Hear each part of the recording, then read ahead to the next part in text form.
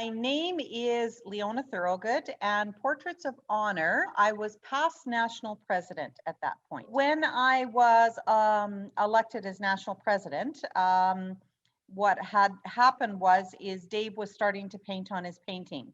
And so when we were at board meetings, then we would go downstairs and see his progress on his paintings and have meetings with him and everything else. So that was all part of how I got to know Dave and watched some of the actual development of the painting as he was going along, and it's pretty phenomenal. I mean, when you start looking at the portraits of these people that were there, he very much brought them alive and brought them alive.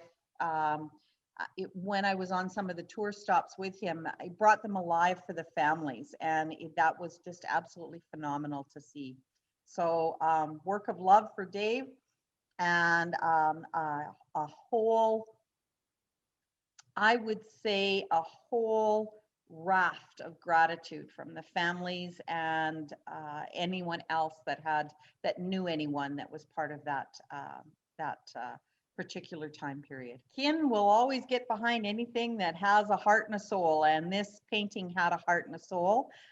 It was something that was near and dear to a number of communities, because of course you know that we have a number of clubs that are in and around military bases, and so it was embraced wholeheartedly.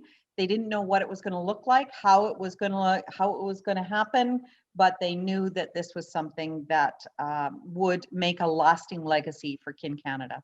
Yes, it did come to Stettler, actually. It wasn't on the original list of places to come to. So when Sean Libben and Bruce Lloyd and Dave kind of came up with that list of where they were going to hit, they were targeting the towns that were close to military bases. Of course, Stettler isn't close to a military base. There is I think it's a training facility in Red Deer. So we knew it was coming to Red Deer, but kind of had a little bit of pull in that I wanted to be able to bring it to Stettler because I had worked so hard on the project itself.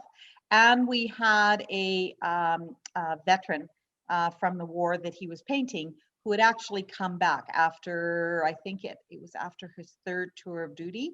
And we were able to have Dane Graham there and his family at the event. First of all, of course, it was passed on the floor of the convention, and in talking to, at that point in time, Rick McDonald, who was the CEO of Kin Canada, and Dave himself, and then of course myself, we knew that there were certain things that had to come about. The logistics, how were we going to be able to advertise this, get it out there? How were we going to plan the tour? How were we going to pay for it? And was it going to pay for itself? So that was all part of the process. And I was integral in writing the RFP so that a number of different organizations could actually bid on the project and give us their ideas as to how it would all come to fruition. Well, there's personal highlights for me, and then I think there's highlights of the tour. And Dave and Bruce and Sean would certainly be better at giving you the highlights of the tour, because of course I wasn't at every tour stop that there was. But for me, the highlights of the tour were being able to be at CFB Trenton when a soldier was repatriated. The Highway of Heroes, the 401, every time that a military person was repatriated, just seeing the outpouring of love and support from all of the people that were up and down Highway 401 was just absolutely amazing. And then on a more intimate level, I would say the highlight, no matter what tour stop you were at, was seeing the reaction of the families. Most of them had not seen the portrait up close and personal prior to that tour stop. So actually allowing them that first look and watching their reactions and seeing some of the healing that actually happened there, knowing that their son, daughter, father, mother, whatever it was, would not be forgotten. This painting is a legacy to their memory, to what they stood for, and the sacrifices that they made. So just seeing that actually transpire for the families, for me, was phenomenal. We've always had an affiliation to the war efforts, the Milk for Britain campaign, the fact that our founder came back and saw a niche for Kin Canada, simply because of his disconnection after returning from the war. All of those things all led up to this, and I really believe that being able to immortalize those young men and women, and some of them weren't so young, I should qualify that, in any effort that Canada does, I think is important. No matter what war it is or where it came from, it just so happened that this is the one that Dave picked.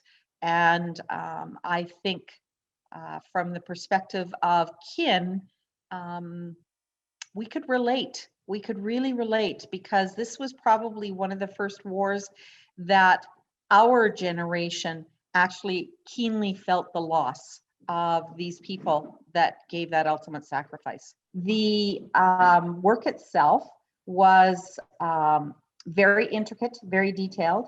I think he became intimately acquainted with each face that he put up there. And like I said before, the eyes of each one of these individuals that is on that painting, he really captured their soul. He probably spent, and I think I know he spent quite a bit of time connecting with the families, getting to know the person, and getting to know exactly who the person was that he was putting on that painting. I really hope that Kin rejoices in its achievements during that time.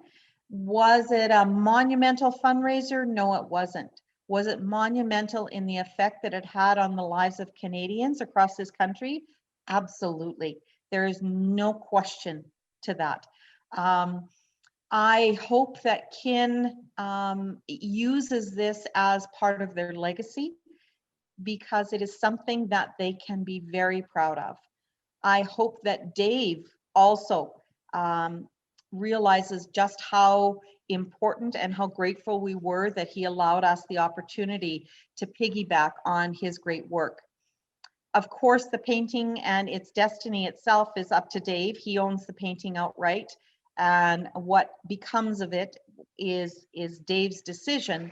But at the same time, I think there are enough images and everything else kicking around out there, and enough memories, that it's something that all of us can continue to be very proud of as Kin Canada moves forward. People can get involved just simply by going out, joining a club. Part of the allure of Kin for me is Kin was not only a service organization within my community, but many of the members, both in my own community and across Canada, have become friends and family. I don't think there isn't a province that I could go to, or a territory, except for maybe Nunavut, that I could go to where I couldn't connect with someone from Kin. And that is an amazing feeling.